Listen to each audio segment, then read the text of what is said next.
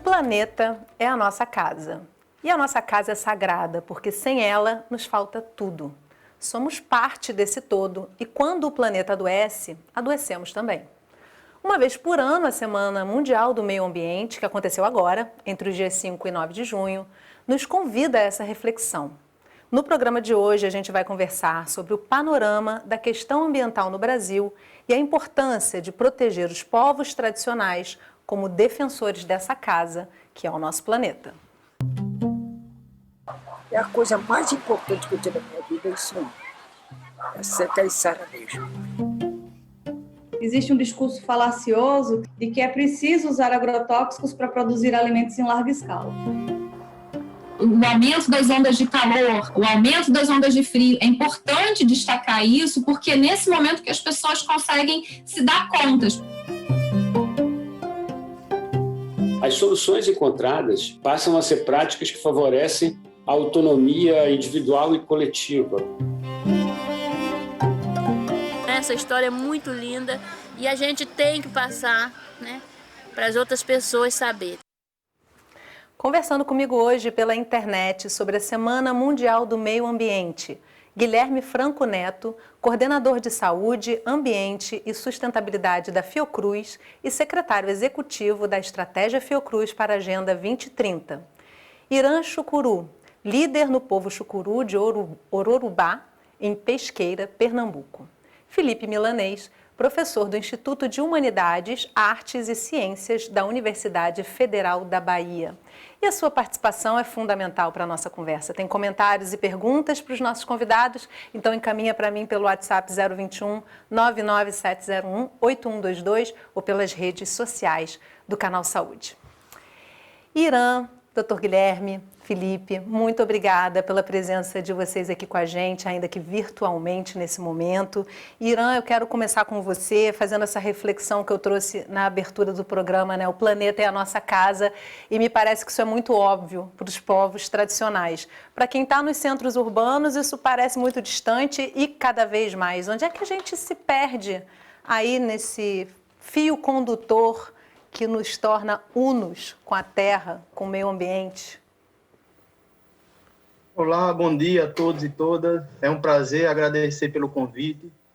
Enfim, eu acho que a grande questão que o povo Chucuru, né, mas que os povos originários, né, colocam com relação a essa desconectividade da sociedade é justamente ao passo que a sociedade se coloca fora da natureza, ou seja, não se coloca enquanto natureza, né? Então, a base da cosmologia do povo Chucuru é essa compreensão de que somos natureza, né? E ao sermos natureza, nós temos uma missão aqui nessa terra que é justamente cuidar do bem comum, cuidar da casa, né? E essa casa, passando por uma perspectiva da saúde planetária, mas também a casa, né, que abriga o espírito, né? Então, nosso corpo também é casa morada de espírito, nós somos considerados povo semente. Então, esse bem comum, essa saúde planetária, ela passa também por cuidar dos corpos, né? Dos corpos humanos, do corpo água, do corpo pedra, do corpo floresta, né, árvores, né? Então, essa cultura de encantamento, ela passa por aí. Então, acho que o elemento principal nisso é se reconectar com a natureza. Nós somos natureza e estamos aqui para proteger e defender a natureza. Nós somos natureza, isso é maravilhoso de ouvir, de se repetir bastante, né, doutor Guilherme? O tema central da Semana Mundial do Meio Ambiente esse ano foi a restauração dos ecossistemas. Como é que isso se dá em conscientização e prática? Eu estou sem o seu som.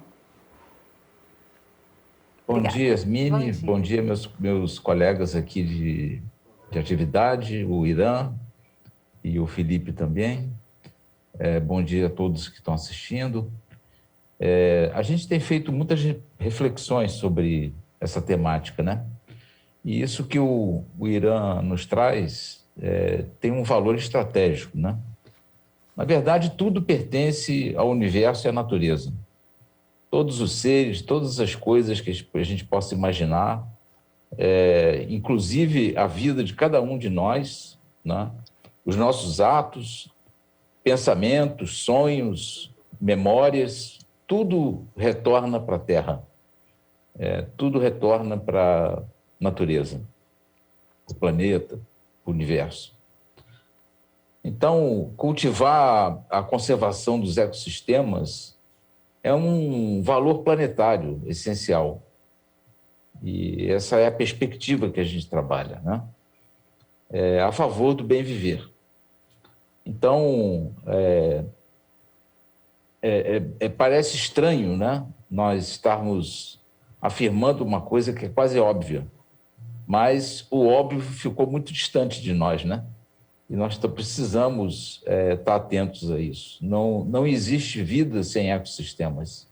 É impossível qualquer ser da natureza viver sem os ecossistemas. Então, nós temos que cuidar dele tão bem quanto cuidamos da nossa casa, das pessoas que a gente ama, daquilo tudo que nos importa.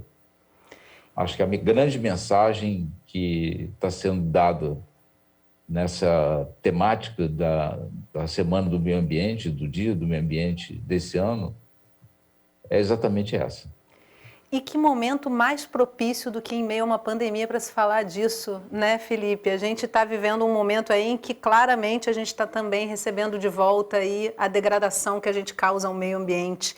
E você se reconhece como um ecologista político. Como é que se faz para inspirar o ser humano a voltar a se entender como também sendo natureza, Felipe? O que é ser um ecologista político?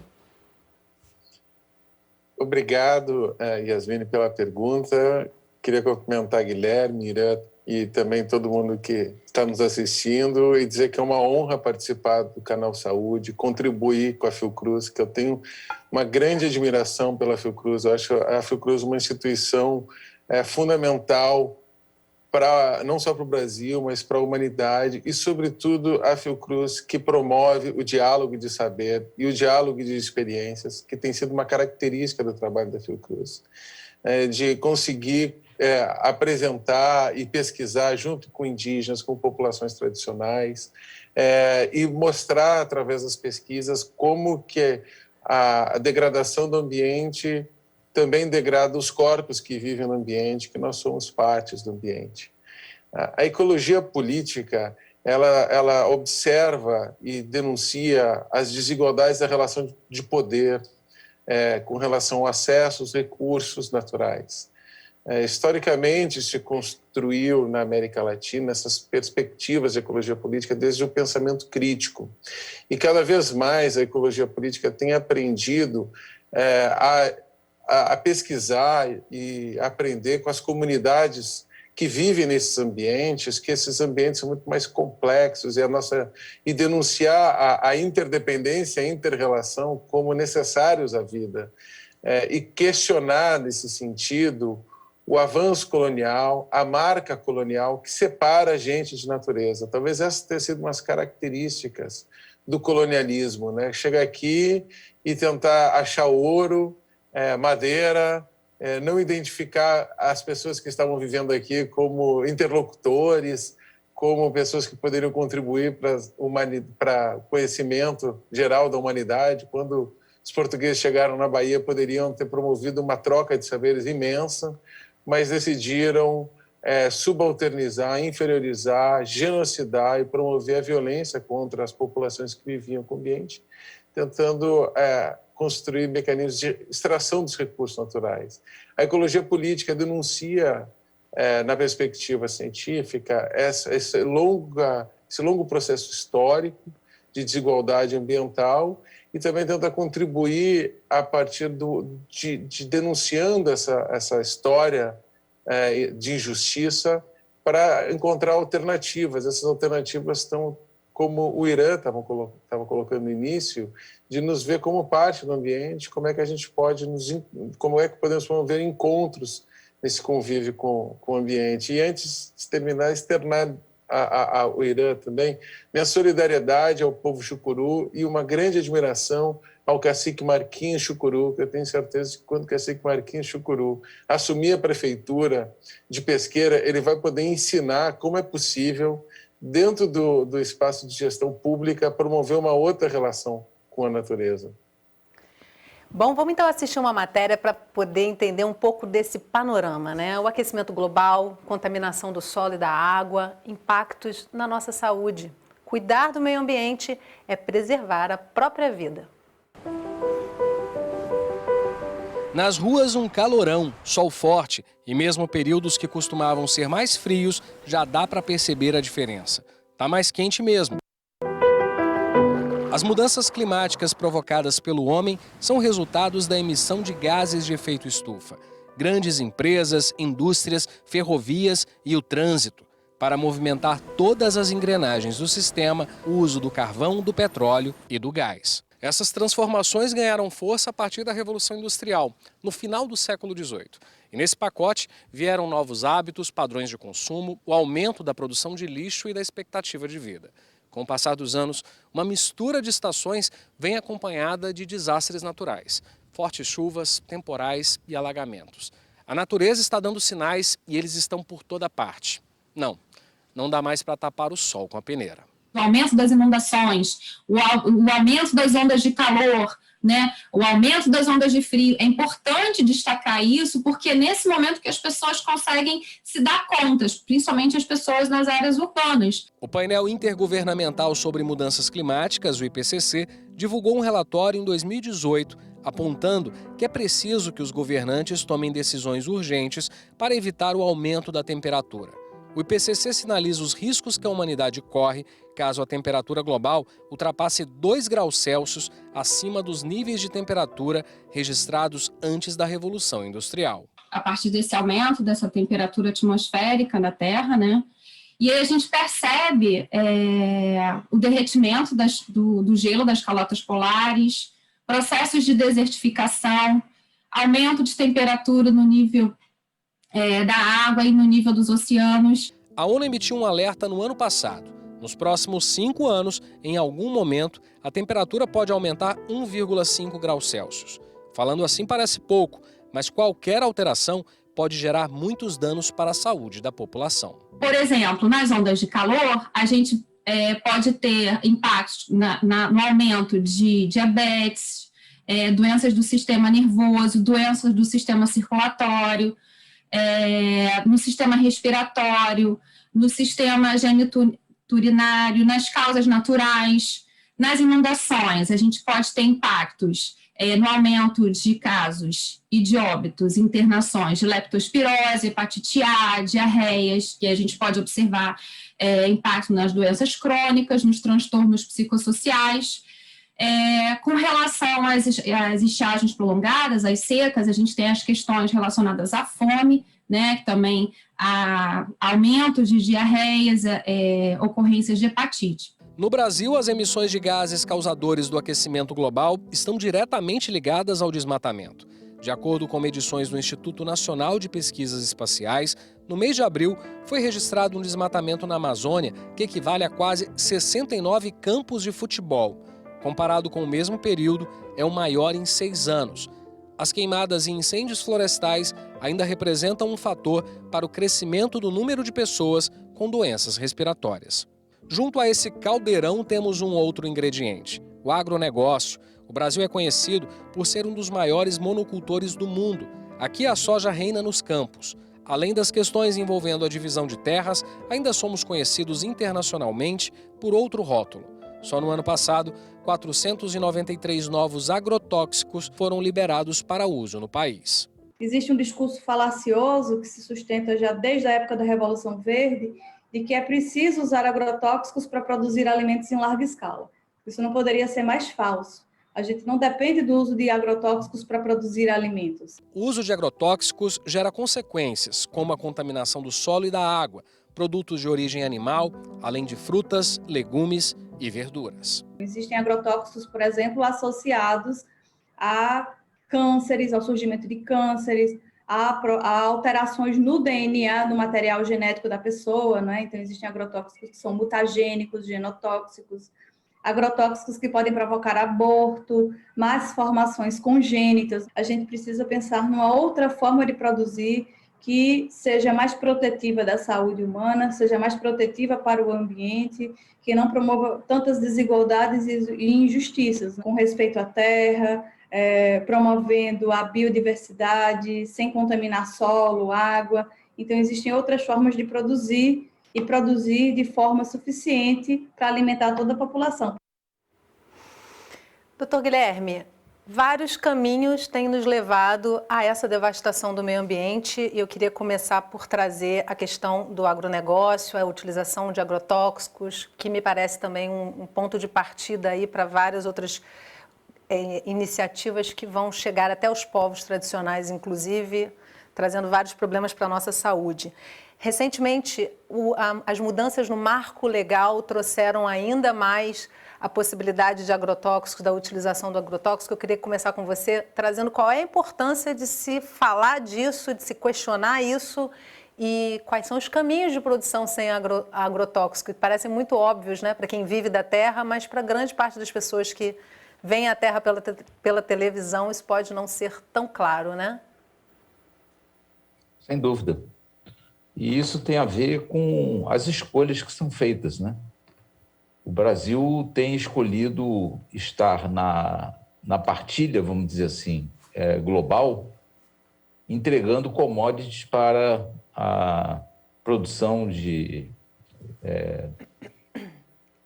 alimentos, desenvolvimento de gados, ou na parte de mineração para a produção de material mais fino, estando num lugar de competência muito desvantajosa no mundo e trazendo, deixando aqui consequências bastante preocupantes e devastadoras. Basta nós examinarmos o que ocorreu de grandes desastres recentemente no nosso país, todos eles relacionados a essa forma de como se organiza o nosso processo chamado de desenvolvimento, que é bastante questionado. E no âmbito da saúde pública, da saúde coletiva, como nós chamamos, nós temos, principalmente a partir da Rio 92, o campo da saúde tem procurado se aprimorar e se ajustar a essa complexidade dessa crise ambiental que é de multiescalar, ela não tem território limitado, ela afeta o planeta como um todo e afeta cada um dos nossos territórios, dos nossos microterritórios, como também ela é multitemporal. Ela não tem mais a organização de futuro, presente, passado, ou curto prazo, médio prazo, longo prazo. Na verdade, há toda uma complexidade em curso que precisa de ser trabalhada com saberes que consigam fazer com que essas situações sejam desocultadas e colocadas em evidência para que nós busquemos solução. E a primeira coisa, sem dúvida, é fazer isso com a sociedade. Não há como construir mais pensamento que não seja, obviamente, multissetorial, multidisciplinar, mas com a presença protagonista da sociedade. E nisso daí, como você bem falou, os povos tradicionais eles têm uma importância fundamental porque a relação deles com a natureza é distinta daquilo que veio a ser chamado mundo desenvolvido. Então, nós temos uma constante procura de conceitos e de valores que possam nos ajudar a compreender isso. Eu poderia citar aqui números, mas vou citar alguns conceitos que são muito caros e eles se complementam. Não há contradição entre eles, são processos em desenvolvimento. Começando com a promoção da saúde, que emerge na década de 80, depois a saúde ambiental, que se afirma principalmente a partir da interpretação da Rio 92 para o campo da saúde, Temos depois a noção da articulação da saúde com todas as políticas, visando exatamente isso que você está colocando. Não é possível pensar em sistemas alimentares sem pensar na qualidade de vida das pessoas, e isso é um paradoxo absolutamente necessário de ser superado. Não é possível que, para alimentar as pessoas, a gente tenha que fazer a degradação ambiental e os afetamentos na saúde que a gente vive hoje, como nós estamos registrando, inclusive aqui no Brasil. Temos o desenvolvimento do conceito da saúde única, que é uma busca para fazer com que a saúde animal e a saúde humana possa ser compreendida de maneira sistêmica, associada ao meio ambiente. O conceito de saúde global, que é um conceito absolutamente importante, porque ele traz a dimensão, inclusive, do conjunto dos elementos da Agenda 2030, do desenvolvimento, dos Objetivos de Desenvolvimento Sustentável, na articulação com a saúde. O conceito da saúde planetária, que o Irã, inclusive, comentou, que é um conceito que procura fazer com que a saúde entenda e compreenda principalmente o que é de nosso interesse para as questões relacionadas com as mudanças climáticas. Temos o conceito do antropoceno, ou seja, é uma conceituação de que nós estamos numa nova era do planeta em função das ações exercidas pelos humanos no planeta, né, com afetamentos muito relevantes. E, por fim, agora o conceito de sindemia, que, na verdade, vai além dos conceitos tradicionais de epidemia, pandemia, etc., que faz uma aproximação do que está relacionado com as mudanças climáticas e a sua relação com a saúde, a desnutrição e a fome, que afeta 1/3 das pessoas que vivem no planeta. 1/3 da população de hoje significa toda a população que existia após a Segunda Guerra Mundial. É muita gente. Então, nós temos que entender de que esse caminho que está sendo preponderante é um caminho que ele é, de fato, de afetamento, ele é, como está sendo dito, um verdadeiro genocídio em massa que a gente está vivendo ao nível global.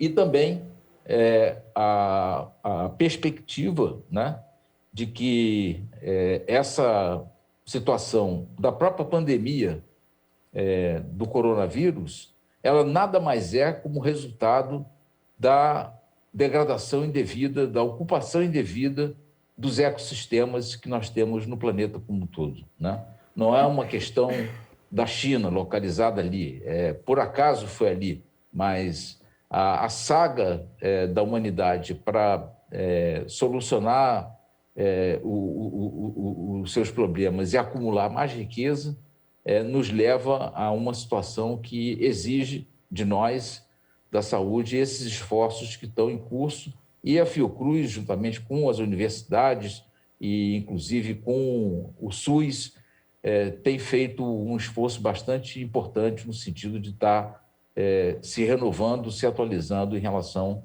a essas questões.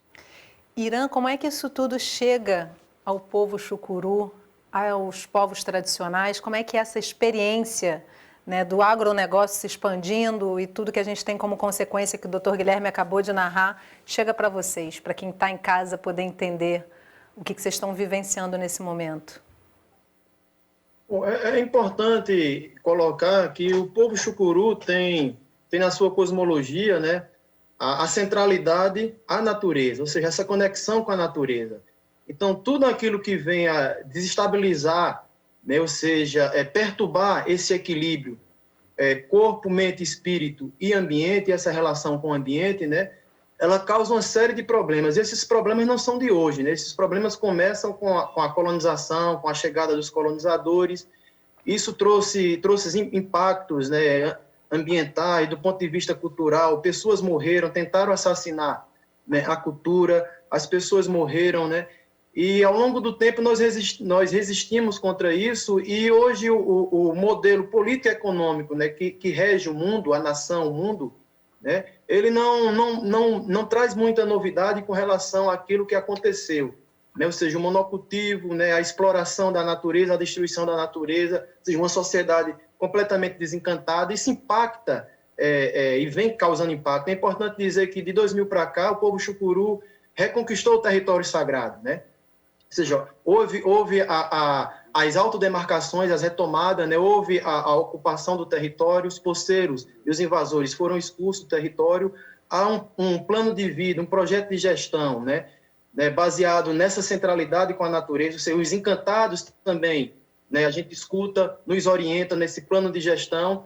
E o que a gente coloca que é anterior a qualquer programa, projeto ou de inclusão social, né, de inclusão produtiva, há um projeto em curso do próprio povo, que não é hoje, que traz a inclusão do próprio plano de vida, ou seja, inserir nesse plano de vida, defender esse plano de vida.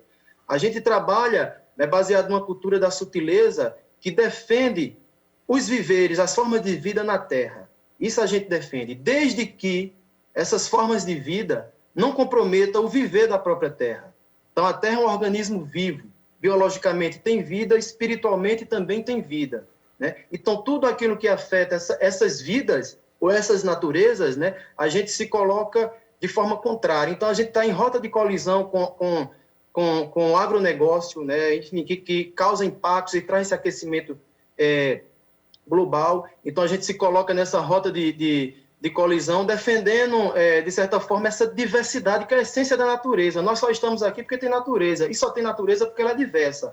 Então, se nós temos um mundo que tem um agronegócio como um grande produtor de alimentos, pautado naquilo que é contra a essência da natureza, que é a diversidade, você tem um monocultivo, você tem a simplificação de sistemas agrícolas. E quando você simplifica sistemas agrícolas, você se simplifica ou, de certa forma, neutraliza várias visões de mundo com relação a esse estar na Terra. Eu sou natureza, estou na natureza para produzir alimentos sendo natureza. E ao mesmo tempo que a gente produz alimentos, a gente produz remédio, produz medicina, né, produz economias outras, né, ou seja, uma relação de produção de cuidados, né? Então, nós vivemos imersos em uma sociedade suicida, que vive com tecnologia de guerra para promover a vida através de um alimento que não é alimento, que é mercadoria, né? Então, nossa postura é no sentido de defender essas vidas, defender essa diversidade. E quanto mais diverso, né, e quanto mais bagunçado for o mundo, porque essa organização, para muitos povos, significa a morte, significa o extermínio.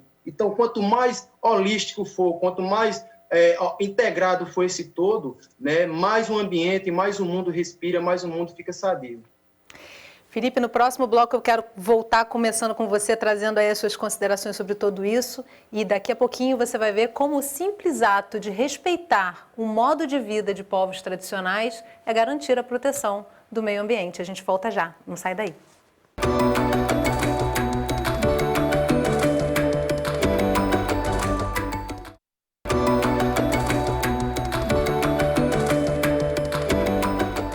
O Sala de Convidados está de volta conversando sobre a Semana Mundial do Meio Ambiente. Comigo via internet, Guilherme Franco Neto, coordenador de Saúde, Ambiente e Sustentabilidade da Fiocruz e secretário executivo da Estratégia Fiocruz para a Agenda 2030. Irã Chucuru, líder no povo chucuru de Ororubá, em Pesqueira, Pernambuco.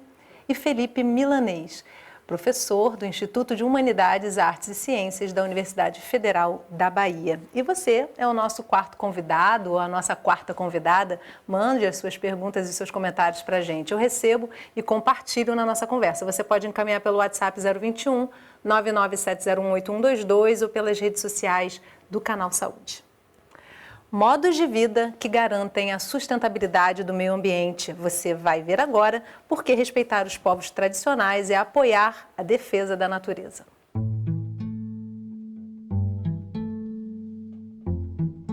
Um trabalho feito com o apoio de muitas mãos, respeitando os saberes tradicionais, a cultura e a ancestralidade. Nossa luta é pelas questões de garantia dos territórios, né? Com ela vem toda a nossa demanda.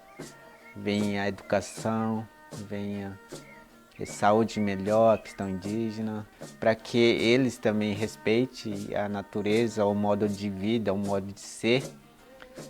Guarani, o modo de ser, caiçara, o modo de ser, e quilombola tem que ser respeitado, né? Para desenvolver estratégias que promovam a sustentabilidade, saúde e os direitos das comunidades tradicionais, nasceu o Observatório de Territórios Sustentáveis e Saudáveis da Bocaina, uma parceria entre a Fiocruz e o Fórum de Comunidades Tradicionais de Angra dos Reis, Paraty e Ubatuba. A gente iniciou o primeiro contato com o Fórum de Comunidades Tradicionais para discutir essa agenda de desenvolvimento sustentável e promoção da saúde. A partir daí, de 2008 e 2009, a gente iniciou um primeiro trabalho aqui no território voltado para saneamento ecológico, em 2 comunidades da região costeira aqui. De lá para cá se passaram 12 anos de trabalho nos territórios, construindo e respeitando o sagrado das comunidades, unindo lideranças, a juventude que está chegando e dialogando com pessoas de conhecimentos acadêmicos científicos. A gente foi buscando editais, articulações institucionais dentro da Fiocruz e com outras universidades, ONGs, para trazer recursos, tanto financeiros, mas também recursos cognitivos, recursos organizacionais, para apoiar a luta do Fórum de Comunidades Tradicionais aqui e fazer com que o Fórum e as comunidades tivessem o protagonismo pela sua luta. Nos territórios são desenvolvidas ações de agroecologia, promoção à saúde, educação diferenciada e muito mais. Um trabalho que tem dado resultados positivos. Uma luta que foi retratada no documentário Partilha, O Mar Sobe o Sertão, Turismo de Base Comunitária e Resistência Cultural. A produção nos leva para uma viagem até o quilombo Santa Rita do Bracuí, em Angra dos Reis, no Rio de Janeiro. Quem chega na comunidade se encanta com as belezas naturais, os saberes da mata, sabores no prato, o rio que corre e o som das águas. Para os mais jovens, o projeto aguça aquele sentimento de pertencimento, de preservação da memória e do meio ambiente. É um meio também que eu acho da gente combater os vários tipos de coisas que acontecem, né? Tanto das pessoas que vêm assim querendo destruir, né, parte da natureza, nossas águas. O Rio Bracuí é um rio limpo, nossas águas, aqui tem muita água, e para as pessoas terem esse conhecimento de estar preservando, né, a natureza e preservando essa história que eu acho linda, né? Essa história é muito linda e a gente tem que passar, né, para as outras pessoas saberem. Entre as redes de pesca e o balanço dos barcos no mar, ainda tem a farinha no tacho, um sinônimo de resistência dos caiçaras. Seu Altamiro vive aqui na Praia Grande da Cajaíba. Tradições passadas de geração para geração. Agora já está na pesca, está na roça, né? Isso é a coisa mais importante para mim na minha vida. Eu tinha orgulho de ser caiçara, entendeu? E essa troca de saberes tem apontado caminhos em tempos tão nebulosos. E a primeira lição aprendida com as comunidades tradicionais: o homem não se sobrepõe à natureza, mas está ligado, entrelaçado a ela. As soluções encontradas, as formas de desenvolvimento, as tecnologias desenvolvidas, as práticas, elas mudam completamente, porque elas passam a ser práticas que favorecem a vida, passam a ser práticas que favorecem a sustentabilidade, passam a ser práticas que favorecem a autonomia individual e coletiva, passam a ser práticas que favorecem a redução das desigualdades, a equidade. O Observatório de Territórios e o Fórum de Comunidades Tradicionais seguem em busca de contribuir para a Agenda Global de Desenvolvimento Sustentável da ONU. As metas da Agenda 2030 parecem difíceis de serem alcançadas: acabar com a pobreza, promover a vida com dignidade para todos e preservando o meio ambiente. Mas é esse norte que serve como guia.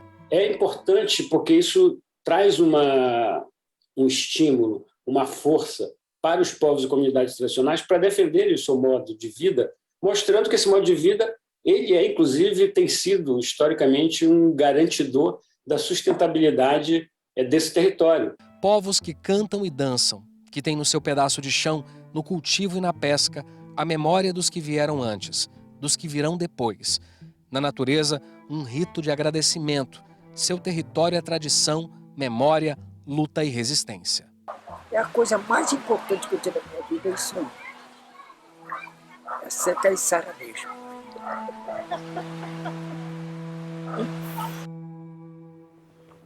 É bom ouvir, né? Eles falando como é que é essa experiência. Felipe, eu queria trazer com você uma fala do Edmundo Galo. Ele fala dessas práticas que favorecem a vida e a sustentabilidade, ou seja, você vive e produz e consegue dar perspectiva de futuro para isso, se contrapondo a uma mercantilização do território, né? Queria trazer com você esse comentário, assim, quais são os caminhos para mudar esse rumo? Você tem esperança nesse sentido? Mudar o rumo é urgente. Essa é a primeira coisa. A gente não tem mais tempo para esperar, por exemplo, o desmatamento da Amazônia chegar a um ponto de não retorno. Esse ponto de não retorno já foi superado. Da devastação da Amazônia, da Mata Atlântica, de todos os biomas. A gente tem que mudar urgentemente o rumo. Agora, acontece que não é isso que está acontecendo. O Brasil vive uma tragédia. E nas últimas semanas, o Congresso Nacional tem dado passos largos a um caminho que intensifica o fim, projetos de morte, o fim do licenciamento ambiental. São projetos terríveis que vão contribuir para o que estava sendo comentado pelo Guilherme, pelo Irã, por uma extração massiva de recursos naturais, que vai provocar impactos que eles colocam em risco os projetos de vida do futuro. O agronegócio não produz comida, o agronegócio se assemelha muito mais à mineração. Ele extrai solo, extrai água, extrai recursos naturais para exportar. Enriquece muito poucas pessoas. Quem produz comida é a agricultura familiar. Essas vidas nos territórios, como o Irã colocou, as reconquistas que o Chucuru, que os Tupinambá, que os povos indígenas fazem, elas trazem essa perspectiva de mudança de caminho, sim, porque um território devastado vai ser reocupado com vida. Ele vai ser reconstruído. É o que os chavantes estão tentando fazer em Marauacédio.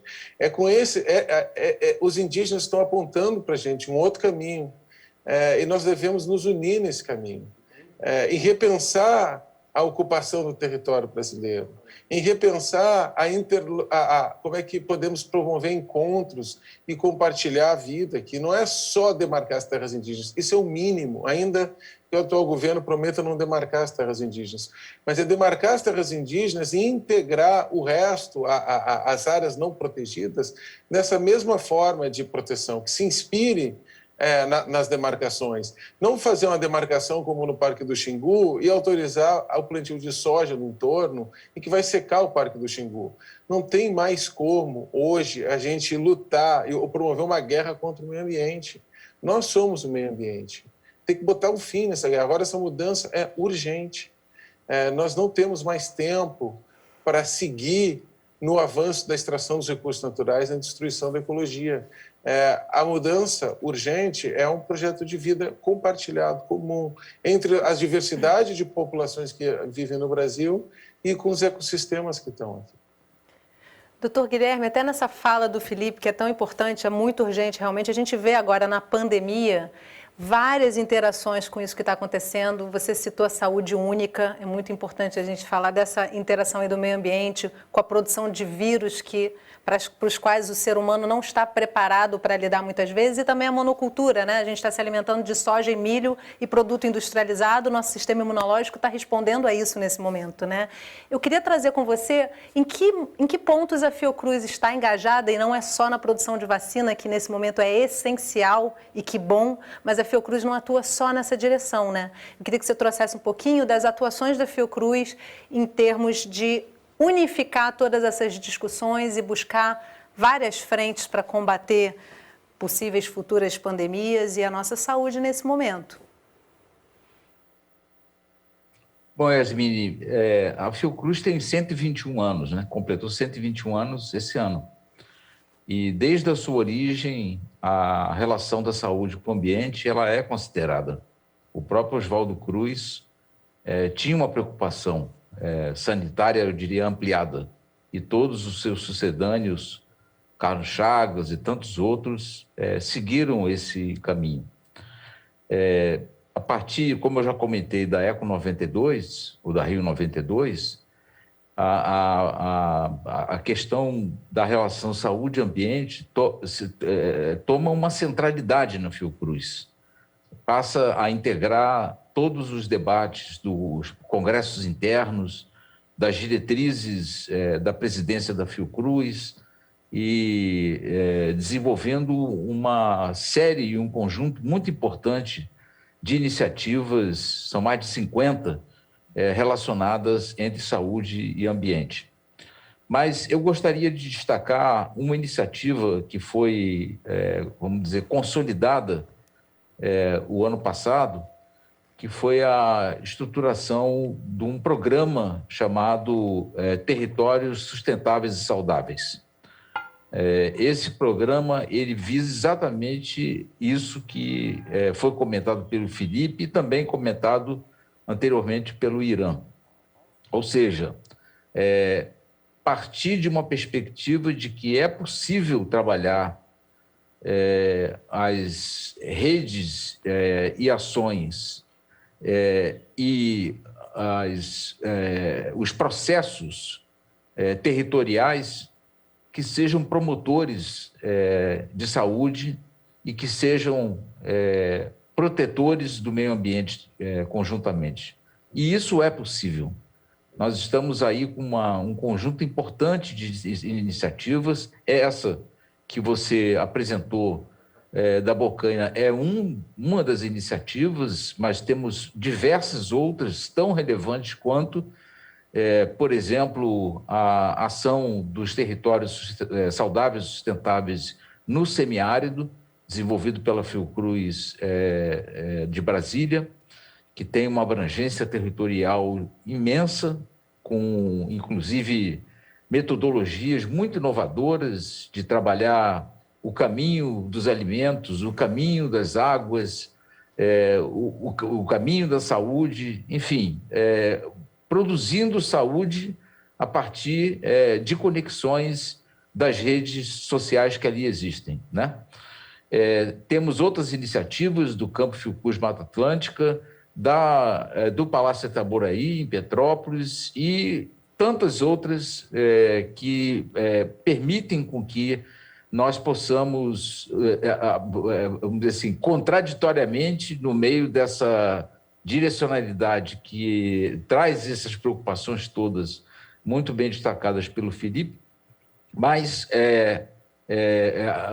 apreender e tornar evidente as possibilidades que podem ser alternativas a tudo isso. E isso é real e efetivo. A agroecologia, por exemplo, no Brasil, apesar de não ser estimulada da maneira como deveria, enquanto política pública, ela é já uma marca muito importante. Nós temos trocas de sementes, enfim, um conjunto de iniciativas que são absolutamente a favor da vida, e é por aí que nós temos que apostar o nosso caminho. Então, você colocou muito bem, a Fiocruz também produz vacina, produz medicamentos essenciais para o Sistema Único de Saúde, produz tecnologias que são fundamentais para poder compreender melhor os sistemas, vamos dizer assim, de defesa e os mecanismos de reação que os nossos corpos fazem para a questão de defesa da saúde, mas a biotecnologia, né? Mas também temos esse campo muito importante, que é essa produção que está em curso, como o exemplo que eu dei dos territórios sustentáveis e saudáveis. Irã, o nosso planeta, assim como o nosso corpo, adoece e dá sintomas, né? Eu queria trazer um pouco disso com você, como é que essa ligação que vocês têm com o meio ambiente traz para vocês essa percepção de adoecimento do planeta e como é que está o povo chucuru nesse momento de pandemia? Eu estou sem o seu som. Precisa abrir o microfone. Desculpa. Bom, a nossa situação não está muito diferente de comunidades tradicionais, de povos indígenas, né, de pobres em regiões periféricas, enfim, nós sentimos muito essa situação, né, enfim, nós herdamos um território, reconquistamos um território doente e se colocamos na condição de restauradores, né, dessas paisagens, né, naturais, de colocar sistemas agrícolas sustentáveis, sistemas agroalimentares sustentáveis, no sentido também de recompor paisagens, né? A gente se coloca enquanto elemento também dessa paisagem importante e não um ser estranho de fora que está ali só manipulando. Nós estamos em fluxo, os espíritos estão em fluxo. Nós herdamos essa terra doente, um aquecimento global, e que nós estamos sentindo esses efeitos. Por exemplo, nossas experiências de leitura, interpretação e previsão do tempo não são mais as mesmas, né? Porque o mundo está reagindo, né? Esse organismo vivo, o mundo está reagindo porque está doente e ele quer, assim como todo organismo vivo, quer expulsar quem está causando essa doença, que é a humanidade. Então, a humanidade é sim a causa da doença da Terra, né? Então, mas o que nós fazemos para curar esses males da Terra e curar a ferida dos ancestrais é velho, muito velho, mas tão velho que passou a ser novo. A agroecologia, esse novo que se coloca aí, ele é muito velho. É porque sua prática, sua essência vem da lida ou da integração dos povos originários, né? Então, nós fazemos um sistema agrícola, ou seja, uma agricultura que é sagrada, porque ela é orientada pelos espíritos, ela promove essa cultura do encantamento, ela tem como base uma epistemologia que nós chamamos da ciência dos invisíveis.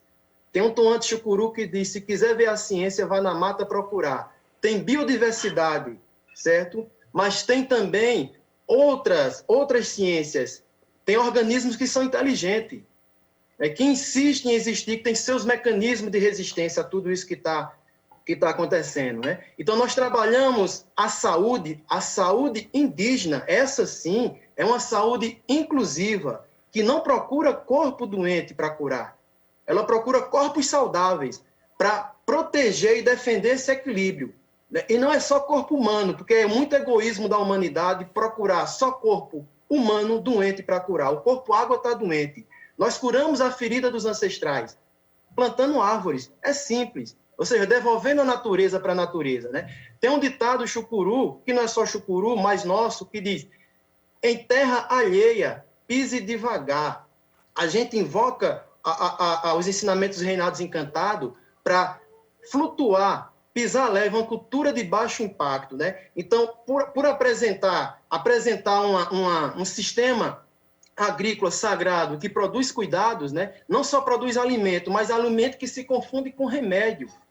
É alimento que é saúde, ou seja, uma prática que é saúde. E nós colocamos aqui numa situação que ela é inclusiva, por exemplo, essa saúde que cuida dos corpos, né? Ou seja, aquilo que é matéria, que ocupa lugar nesse espaço, nós cuidamos desses corpos, né? E nós não colocamos esses corpos em categorias marginais, em categorias inferiores, categorias que estão do outro lado da linha, porque o território demarcado é uma coisa, mas tudo é sagrado. Existe encantamento em favela, existe encantamento no espaço urbano, certo? Então, nós temos uma política de saúde, né, especial, que marginaliza, que exclui e que categoriza indígenas que estão supostamente em contexto urbano, né, que são excludentes dessas políticas. Por exemplo, eu não poderia deixar de falar isso aqui, hoje, na campanha de vacinação, parentes indígenas em contexto urbano estão na fila por imunização por rebanho, e o custo disso pode ser a vida. Vidas humanas importa, vidas indígenas fora do território demarcado, porque foi o Estado que demarcou, também importa, né? E tem saúde, e tem conhecimento de cura, de produção de cuidados, certo? Então, nós colocamos como uma autonomia, ou como modelo para essa política que está aí, que é excludente, né? Uma política que inclua e que trate com respeito as pessoas, né? E aí vou encerrar essa minha fala agora dizendo o seguinte: quem não conhece o seu passado anda nas trevas e não tem futuro, certo? Porque para nós o passado, ou o presente, o agora é passado, se confunde, né? Então, o presente é passado. O passado está presente, ou melhor, os ancestrais, os nossos antepassados estão presentes. Então, o que está acontecendo hoje no Brasil é um desrespeito a esse modo de vida ancestral, um desrespeito à nossa própria história. E aí, um povo que não conhece sua história não tem futuro. Felipe, eu queria trazer com você rapidamente, a gente já está chegando no finalzinho do programa, quero uma falinha rápida de cada um de vocês para a gente finalizar, mas eu queria começar com você com duas questões que o Irã trouxe que eu acho muito interessante. Primeiro, essa ciência que se faz dentro da floresta, né? E a gente vê a academia cada vez mais abraçando essa ideia e pisando devagar quando chega nesses territórios. Eu queria que você trouxesse um pouco dessa troca que existe hoje entre a academia e os povos tradicionais. Um dos efeitos do colonialismo foi matar os outros conhecimentos. O epistemicídio, ele sempre veio acompanhado do genocídio. E não tem como a gente superar essa situação de colonialismo se não for também através da aprendizagem, do conhecimento, de perceber que junto com a violência também vinha a destruição do conhecimento. E a importância desse movimento de descolonização, de aprender com os outros conhecimentos, promover as trocas, é poder compartilhar os saberes e isso implicar nas transformações das práticas políticas também. O Irã falou de pisar leve. Talvez um dos grandes problemas do capitalismo, da sociedade capitalista hoje, seja pisar muito pesado. E promover muitas externalidades, deixar marcas no planeta Terra que configura o antropoceno. Como é que a gente pode aprender a pisar leve? Os povos indígenas vêm ensinando há 500 anos, eles ensinaram muitas coisas e continuam ensinando. Agora a gente precisa aprender e ouvir. As retomadas, as reconquistas, como o Irã falou, elas devem se dar nessa dimensão de reconstrução dos territórios e incentivar os não indígenas a se reconectarem com o lugar de vida que é o Brasil. É através dessa circulação de conhecimentos, de experiências, como é que a gente pode aprender a repensar o nosso lugar no mundo. Isso é o ambiente, né? Isso é a ecologia no sentido amplo. Doutor Guilherme, para onde que a gente está indo? Você percebe nesse momento, com a pandemia de coronavírus, que a gente se conscientiza de alguma forma para qualificar essa nossa casa e proteger, e nos protegermos também? Eu tenho para mim que a ruptura que nós temos que fazer, ela é estrutural, muito profunda. Enquanto nós tivermos a noção da natureza, do ambiente, enquanto recurso, a gente vai estar perdendo. Vai ter muita pandemia e vai ter muito problema, como esses relatados ao longo do programa. Porque essa forma está completamente equivocada de ver a vida. E tem a sua origem exatamente no momento em que o homem toma para si, vamos dizer assim, a ascensão sobre tudo e, essencialmente, visando um desenvolvimento que não tem sentido de existir. Então, a vida tem que ter outro significado. E eu acho que essa relação com a natureza, que o Irã nos remete, é exatamente isso. Então, o dia que nós entendermos que nós somos natureza, e que a gente tem que, vamos dizer assim, andar junto, andar leve, andar junto, eu tenho para mim de que vai ser mais interessante, vai ser muito mais proveitoso viver a vida do que viver essa agonia que nós estamos passando.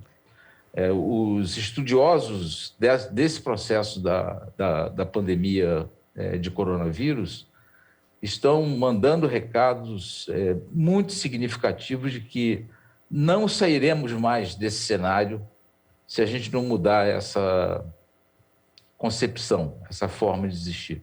Então, o desafio central nosso, eu acredito, seja esse. Irã, você antes do programa teve uma conversa com a nossa produção, com o produtor Cristóvão Paiva, e trouxe várias coisas muito interessantes que algumas estiveram no nosso programa hoje. Uma delas que eu achei muito linda e que eu queria finalizar o programa com você trazendo essa reflexão é que você disse que somos um povo semente e as sementes são variadas. É preciso conviver com as diferenças. Traz isso para a gente finalizar o programa.